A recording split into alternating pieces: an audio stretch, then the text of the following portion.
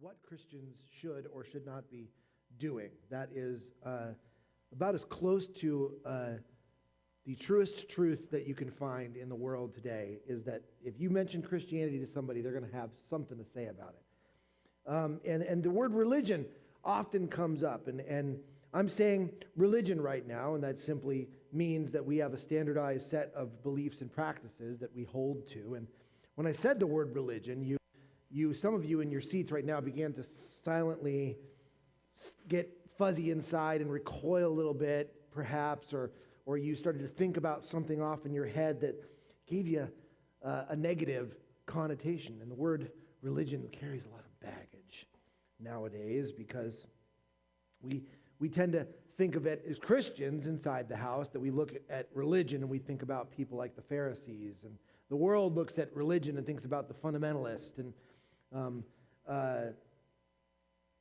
this makes it difficult to talk about religion. But nevertheless, Christianity is a religion, whatever we might think of that word. We have a set of beliefs and practices that we all agree to, or should be agreeing to, and that we participate or should be participating in. And when it comes right down to it, Christianity is a very simple religion. It's a very simple religion, and encouraging to us, it's a religion that does not depend on great ability, but rather upon great faith and a willingness to obey. That this religion is a simple one for us to engage in. We see this. God makes it clear when he speaks to his rebellious people, Israel, in Micah 6:8, this famous verse. He has told you, O man, what is good, and what does the Lord require of you? That's religion language. But to do justice, and to love kindness, and to walk humbly with your God. This is the whole of the requirement of God for his people. This is true religion. Jesus reflects this similar sentiment when he gives the greatest commandment in Matthew 22. He says, you shall love the Lord your God with all your heart and with all your soul and with all your mind.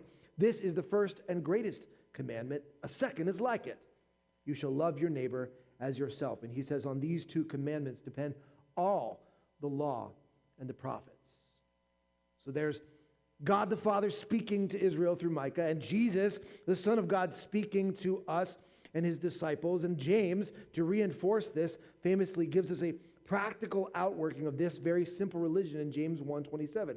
Religion that is pure and undefiled before God the Father is this: to visit orphans and widows in their affliction, and to keep oneself unstained from the world.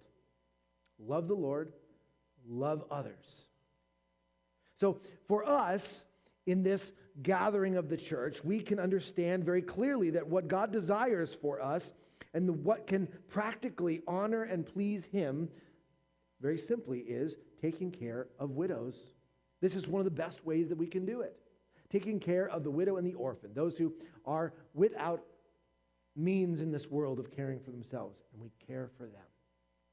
This is what God desires for us, and this is what Paul is dealing with in this section of his letter to Timothy. Chapter 5 is about the way that we are relating to different groups within the church, how Timothy is to lead this church well in this multi-generational context.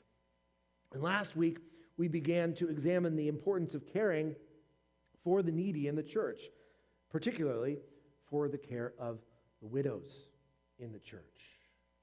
Now, last week I explained that while widows very simply means and intuitively that it's a woman whose husband has died. She is now a widow.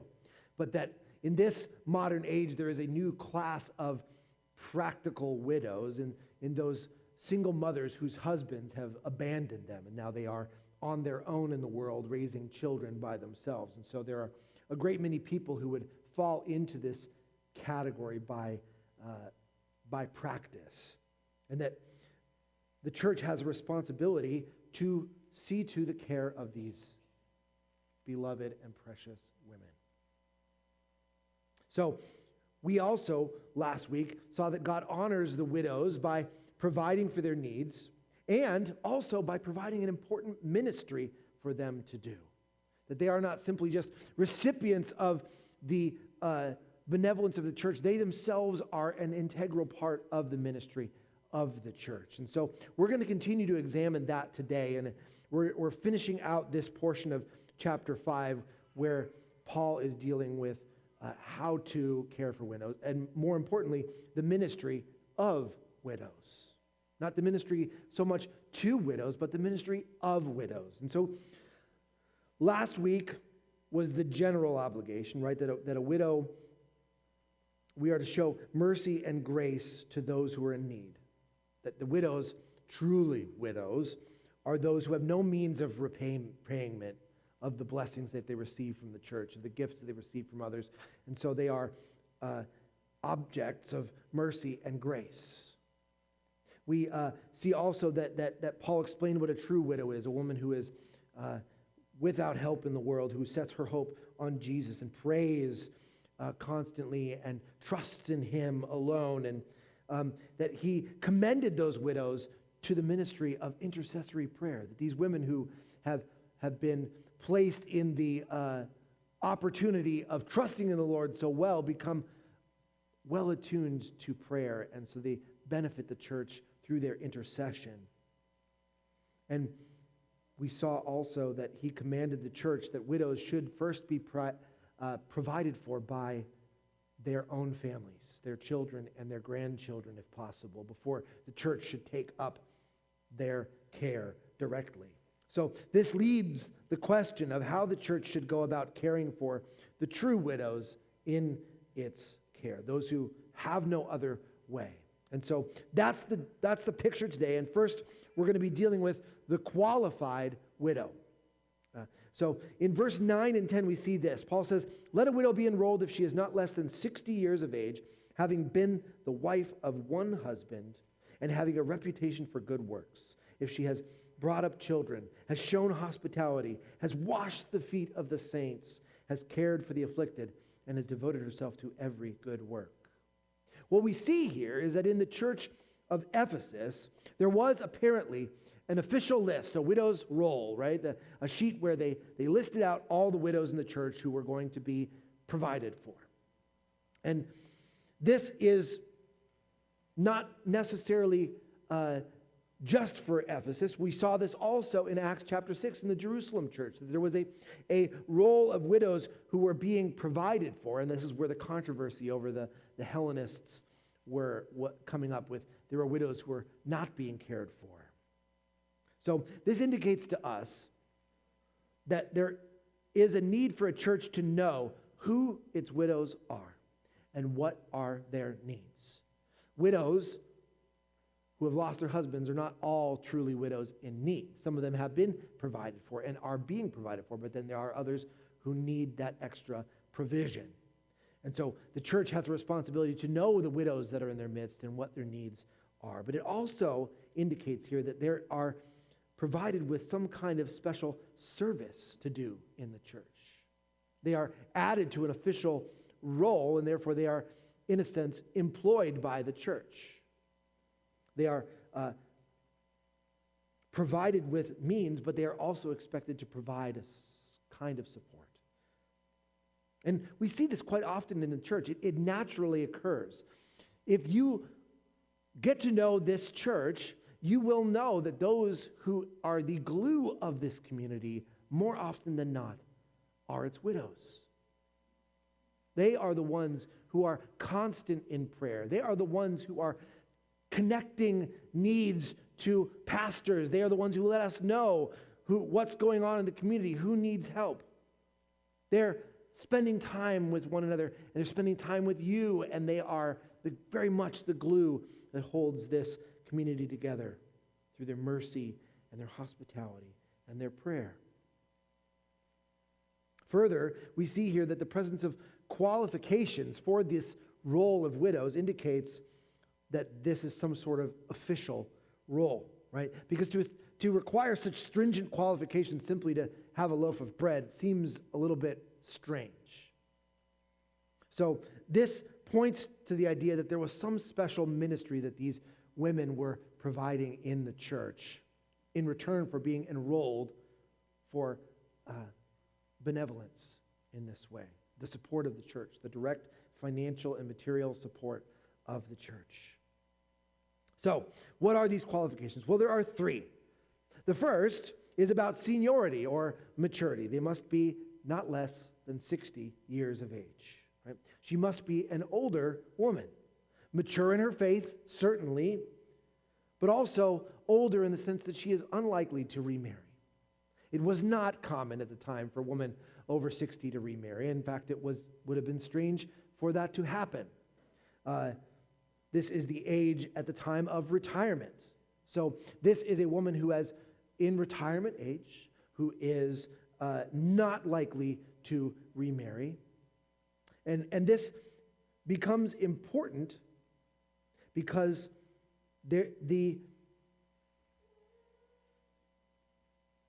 we will see this in the younger widows. There was a pledge that was made, a vow of some sort, that they would remain single for the rest of their life. This was one of the requirements for being enrolled, was that they would pledge not to be remarried, but to remain single for the rest of their life. And so this was a woman who would have lived long enough to have done her duty as a wife and a mother, and to have demonstrated all that need be demonstrated, and to be an ideal age for such a commitment, right? This is a wonderful revelation, by the way, for the widow who feels kind of left behind by time, that God still has something for them to contribute, because they are old, yes, but they have time. This is the wonderful thing about retirees, is they have all this discretionary time, and God has a use for that. And so this is a blessing for all of you in here who may be approaching or newly in or have been in retirement, that God still has work for you to do. And this time that you have been given is a blessing from the Lord to do something with. So, enrolled widow must be not less than 60 years of age. She must have seniority and maturity, but also she must have fidelity, faithfulness. She is to be the wife of one husband. In the same way that elders are to be the husband of one wife, faithful in their marriages, an enrolled widow must also have been a faithful wife in her marriage. There's not much else to say about that. So she must have maturity and fidelity, and then finally she must be having the proper activity, a reputation for good works.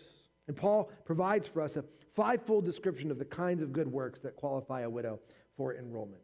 First, that she have practical discipleship. She has brought up children, right? That this is, Paul has described previously, a very important aspect of godly Christian womanhood.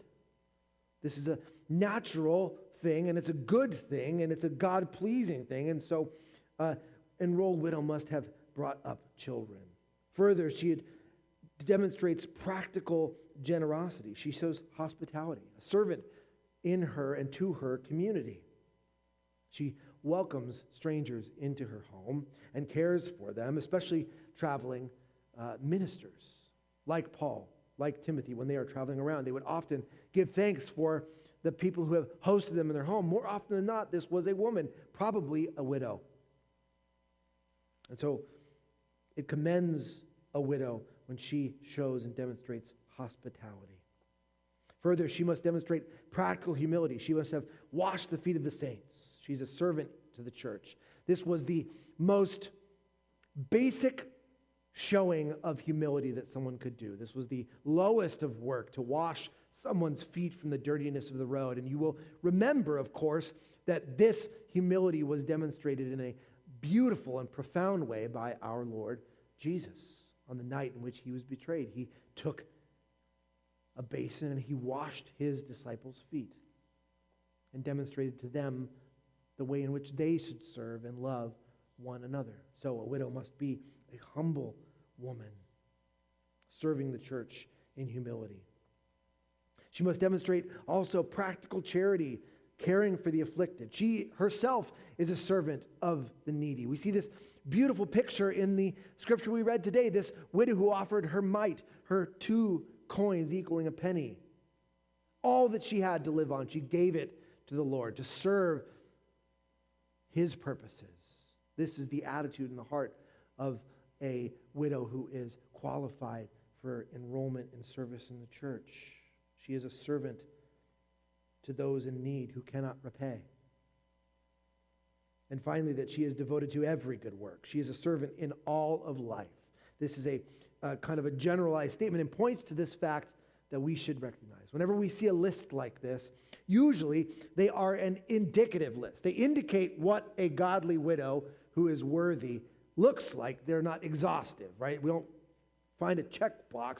Rather, we want to see in a widow that these things are marked out in her life, that she clearly exhibits them. See, God honors the widow's work, which is important for us to remember because we often make it seem like, or we adopt this attitude in ourselves, that only the people who do great things for Christ are worthy of honor. We rightly honor our missionaries. We rightly honor great evangelists and preachers and things like that who do great works that we all recognize as of great service to the church. And that has the unfortunate effect of causing us to not give the kind of regard that we should to the work of widows and of regular folk. The widow's works certainly are not some great and glorious feats of spiritual awesomeness, but they are rather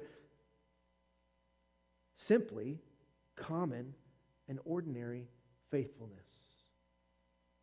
to follow after Christ's example. And this is the glory of the gospel. This is the glory of Jesus among us, that we, all of us, widows and everyone else, get to make meaningful contributions to the work of Christ in the world through our simple, ordinary acts of faithfulness. These qualifications for widows demonstrate a woman who is excellent in character, serving the Lord and serving others out of a well-ordered home. She is a truly godly woman in every way. And because she is a godly woman, she has an important ministry to do in the church. So, we have widows in the room who this directly applies to, but what about the rest of us? Well, this is a strong statement to us as well about not adopting a quote-unquote retirement mentality. That this retirement, I'm done with my labors, is not compatible with Christian life. That I get to hang up my boots and just be done and wait out the rest of my days. In the church, as we see in passages like this, service to Christ and to others is not strictly the purview of the young. That people who have entered into the age and the stage of retirement now have a gift, and that gift is time. I know you're in here like, wait, I thought I had less time. No, actually, you have more. You have more time. And so you should, all of you in here, in the sound of my voice, take the time that you have and use it for what has eternal significance. Don't hang up your boots at the end of the day, at the end of your career, at the end of whatever stage you are in, but make the most of the time that God has blessed you with. You don't know how much more you have, but you have now. And so you should make the most of it. So this is the teaching on enrolled widows, that this is what she should be, how she should behave, and this is a lesson to all of us about how we should organize our lives, because there is a danger, the danger of idleness. And so Paul moves on to describe those who should not be enrolled as widows. And he says this, but I refuse to enroll younger widows, for when their passions draw them away from Christ, they desire to marry, and so incur condemnation for having abandoned their former faith. And again, I'll challenge you to see Paul's pastoral care here. Some have a tendency to read Paul in the most uncharitable way possible because he is fairly blunt. But he here is demonstrating pastoral care. His care is for the reputation and welfare of the church, of the believing community, and each of its members, from the greatest to the least. Everyone is important to Paul. And in a multi-generational community, he recognizes, and so should we, that people who are in different life stages carry in them different desires and ambitions. The elderly are concerned often with finishing well, with leaving a legacy behind them, with the perceived shortness of time. They have this clarity of purpose in their lives. I need to make the most of it. But the young are concerned with becoming established, with laying down roots. They want to build something, a family, a career, what have you, a church. And so they perceive that they before them have a great deal of time. And what drives them is this desire for significance and belonging, of becoming something.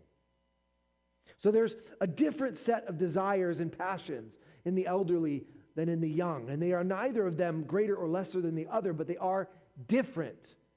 And so Paul commands the church regarding these younger widows that they are not to be enrolled as servants in this way in the church, regardless of whether they meet the other qualifications of being a godly woman.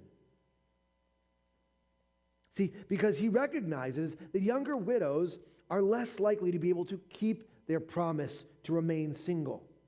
This is indicated in this passage that there was some sort of vow that was made, that they should remain unmarried. But a woman, especially a younger woman, has a passion, a natural desire that is to be fulfilled in marriage. This is why Paul taught to the Corinthians, he says, "To the unmarried and the widows, I say that it is good for them to remain single as I am. But if they cannot exercise self-control, they should marry. For it is better to marry than to burn with passion."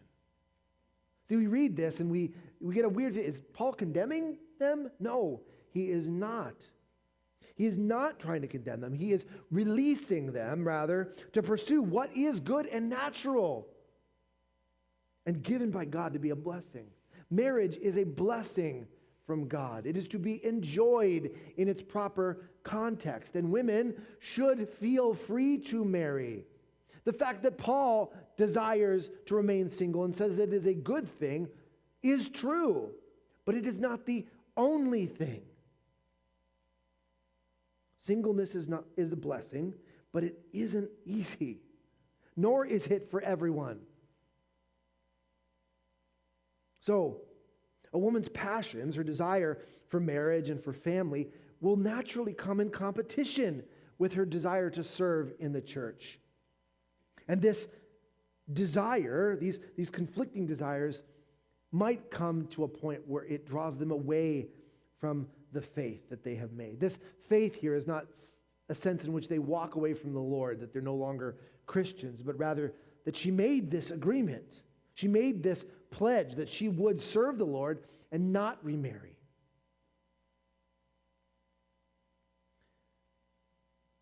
And to abandon that pledge would bring upon them condemnation from God and from the outside. That she would become a liar, an oath breaker. And we know Jesus cares a great deal about honesty. He says that we should not make vows, but rather that we should simply let our yes be yes and our no be no. That he says to us that we should carefully consider the agreements that we make before we set out.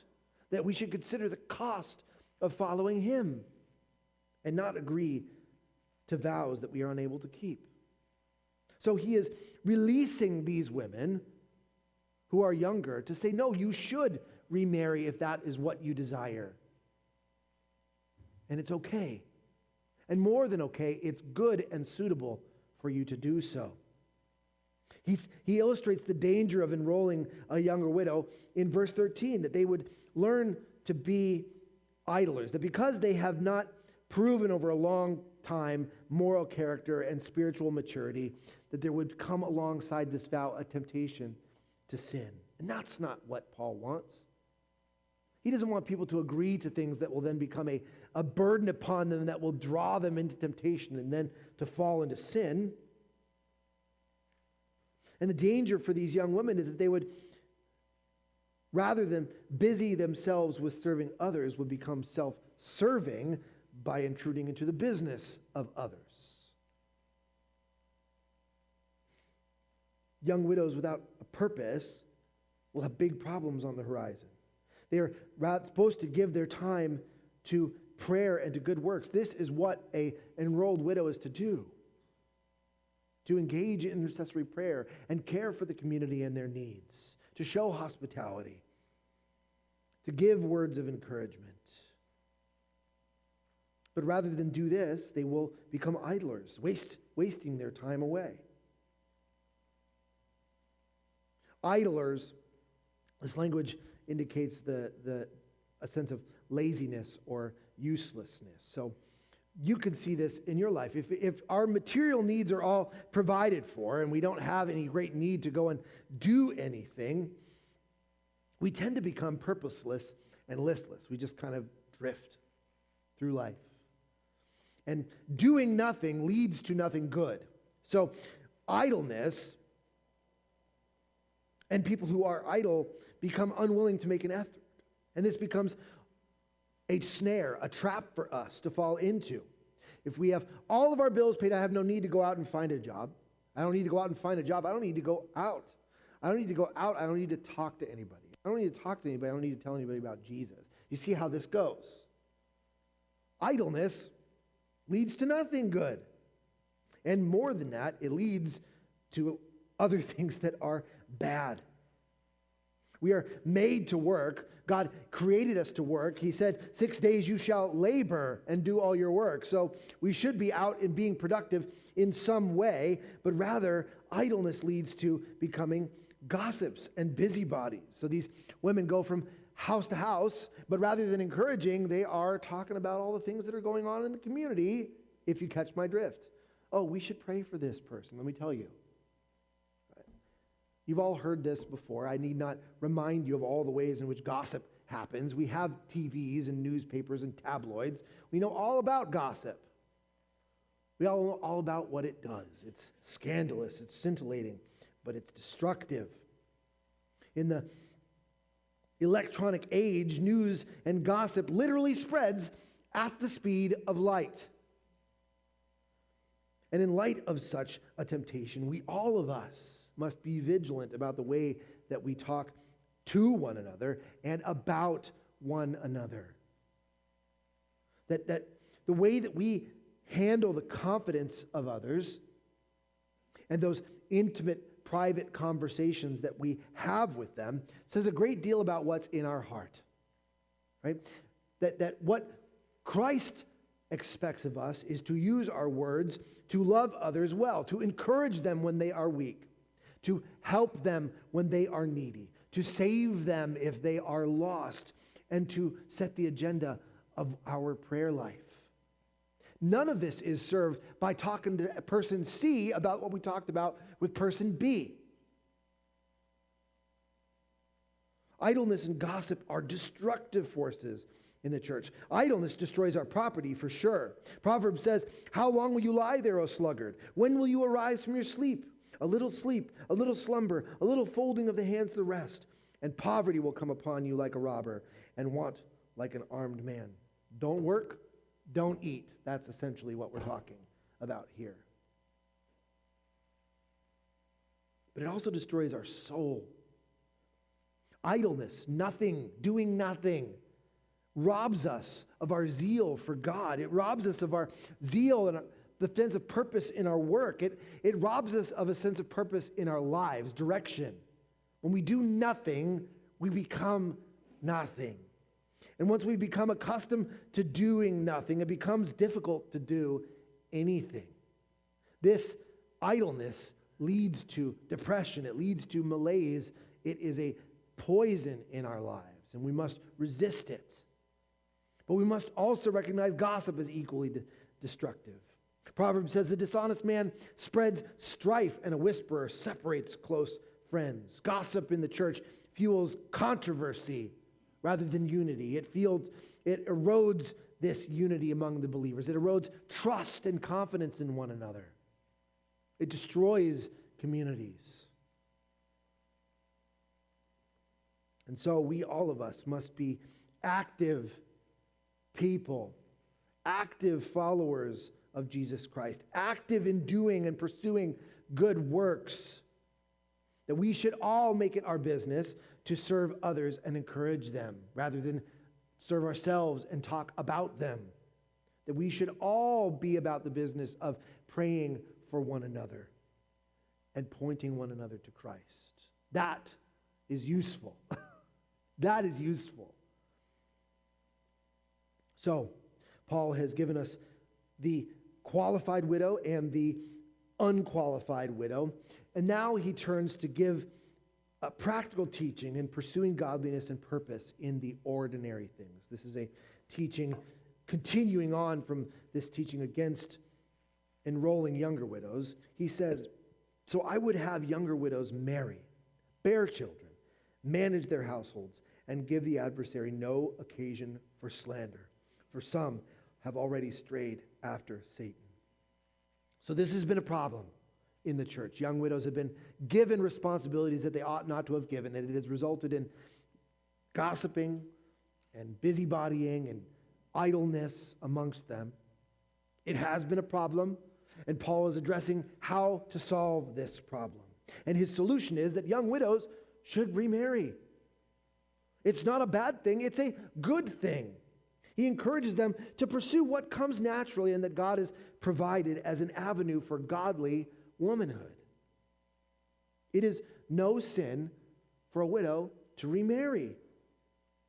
We saw in chapter 2 of 1 Timothy that when he said that a woman shall be saved through childbearing if they continue in faith and love and holiness with self-control, that this was indicative of the whole of what it means to be a godly woman. Right? That women in the church should pursue being godly women. They shouldn't desire that which is not their purview, but desire the ways in which God has made them to be a woman. That there is glory and honor in that. And so a younger widow are not only free to remarry, but encouraged to do so.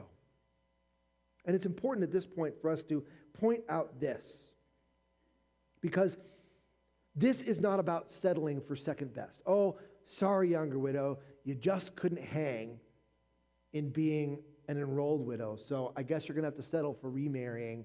Sorry, maybe later. This isn't second best. This is not what Paul is offering here. Remember, ordinary faithfulness, ordinary godliness, training ourselves in godliness has value in this life and in eternity. All of us should be pursuing godliness in our lives. So it is no less pleasing or important to live an ordinary, faithful life as a wife and a mother than it is to live as an enrolled widow or a missionary to a foreign people or any other such thing. Whatever great service we imagine we could or should be doing, God is saying here that it is about ordinary faithfulness and godliness that we should be living. So a widow in the service of the church is not greater than a woman embracing her role in the family. A woman who pursues family life is to be commended. That is a good work, and it pleases God. He says this to Titus explicitly: train young women to love their husbands and children, to be self-controlled, pure, working at home, kind, and submissive to their own husbands, that the word of God may not be reviled. That this is a way in which women extol the goodness of God in the world. This is a gospel message that they preach when they embrace this godly womanhood. So it's good for them to devote themselves to the care of their families. It would be bad, and has been bad, Paul says, that they devote themselves to something that they were not either qualified or ready to do. That they should have busied themselves with doing what God has blessed them to do. And by pursuing godly womanhood in the family in this way, what she does is remove herself from the temptations to idleness and gossip and busybody. She is robbing the enemy of an avenue of attack on her and on the church. Busying oneself with running a household is an excellent solution to the danger of idleness. You can turn to any mother in this room and ask her. She didn't have time to be idle when she's chasing children around, taking them from lesson to lesson, to practice, to this, to that, the other thing. I have had to do just a fraction of this in the last few months while my wife has been sick. And I will tell you, it's exhausting. It's exhausting beyond all belief. She is to be commended. I'm not praising her directly. I praise all mothers who have to do this. And God honors that work. He honors that work. When Christians, any of us, fail to pursue godliness, though, it does bring the gospel into disrepute. When we don't live out who God has made us to be, who He has delivered us from sin to become, it brings the gospel into disrepute. So, younger widows and women should remarry. This is a good thing. Paul teaches this about marriage in 1 Corinthians. It's helpful for this. He says, I want you to be free from anxieties. The unmarried man is anxious about the things of the Lord, how to please the Lord. But the married man is anxious about worldly things, how to please his wife. His interests are divided. And the unmarried or betrothed woman is anxious about the things of the Lord, how to be holy in body and spirit. But the married woman is anxious about worldly things, how to please her husband. I say this for your own benefit, not to lay any restraint on you, but to promote good order and secure your undivided devotion to the Lord. What he's saying here is whether you are single or whether you are married, you must take care about the way that you live your life, and to do so in a way that pleases God as you live your life before Him. If you are single, be devoted to the Lord in your singleness. If you are married, be devoted to your spouse in a way that honors the Lord. Be devoted to your family in a way that honors the Lord. Don't let those two things come into conflict with each other, but live out your life before the Lord in a way that pleases Him. For He has given you marriage as a blessing. It's natural. It's good. If you are called to singleness, it's good. Live it out in devotion. But whatever you do, be devoted to the Lord. And uphold the gospel of Jesus Christ, living a life above reproach. So, this application for us is that we should, all of us, not ignore the opportunities that God has put in our lives to pursue godliness and holiness every day.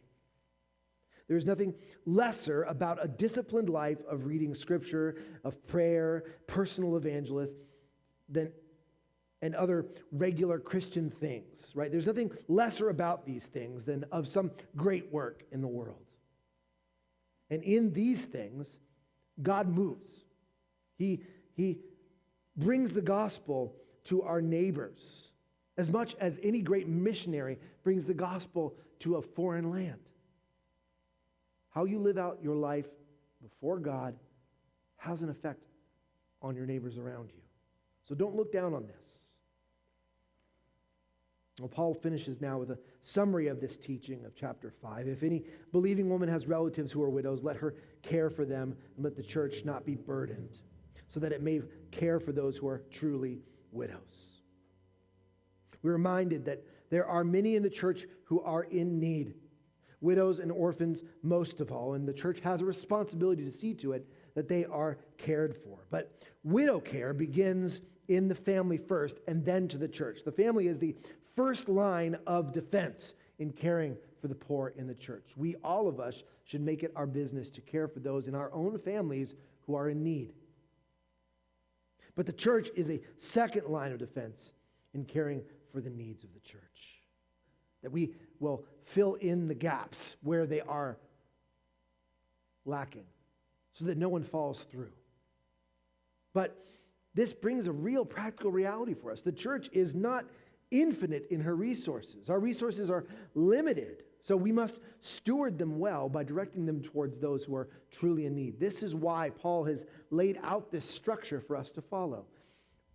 Truly widows who are older should be enrolled and allowed to serve in this in return for providing for their material needs. Younger widows should seek to remarry and build families. And those who are truly in need then will be able to receive the resources that they need in times of need. The church doesn't give indiscriminate handouts to everyone who comes with a hand outstretched. As in all things, we must do charity in a way that is well ordered. So families bear responsibility for their own. The church has its own responsibilities.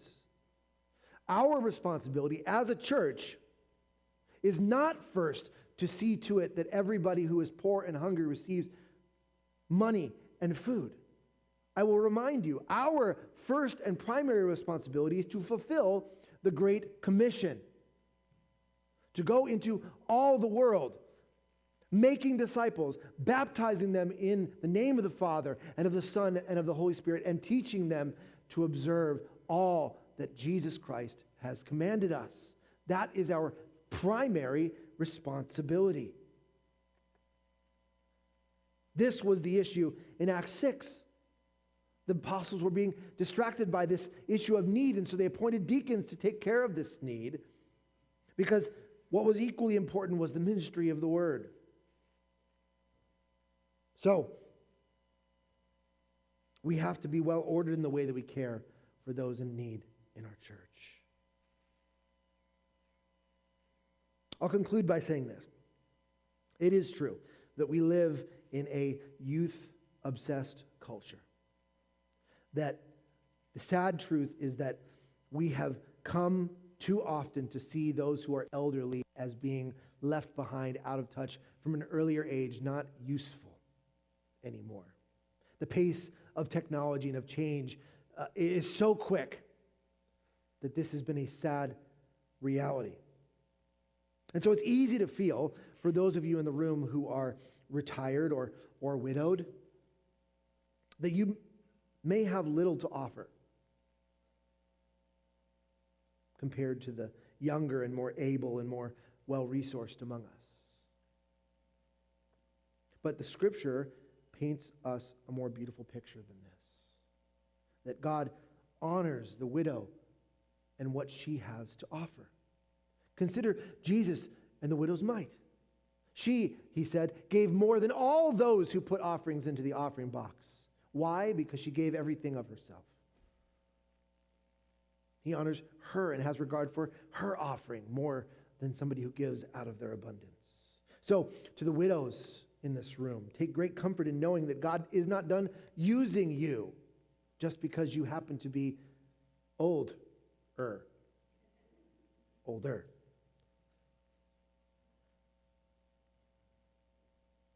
He intends for you to be a blessing to the church and to the world, to the retired person in this room. God intends for you to be of service in the church and has a blessing in that for you as well. So let this be your mantra, everybody in this room, that as long as we're alive, there is service that we can render. I may not be able to lift heavy things, but I can sure pray. And that's not nothing. So all of us should be encouraged to look for the ways in which we can pursue this kind of ordinary faithfulness in our lives. That we should make it our business to conform our lives to His character, to Jesus' character, and to serve as He did one another in love and humility. And that we can know that He will do great things through those ordinary acts of faithfulness. And that as we read in our confession this morning, that we won't be let down when we stand before Him, having run this race, fighting the good fight and keeping the faith. That we will stand before Him and we will receive from Him a crown of righteousness which He won for us. Let that be your hope as you continue in faithfulness today. Would you pray with me?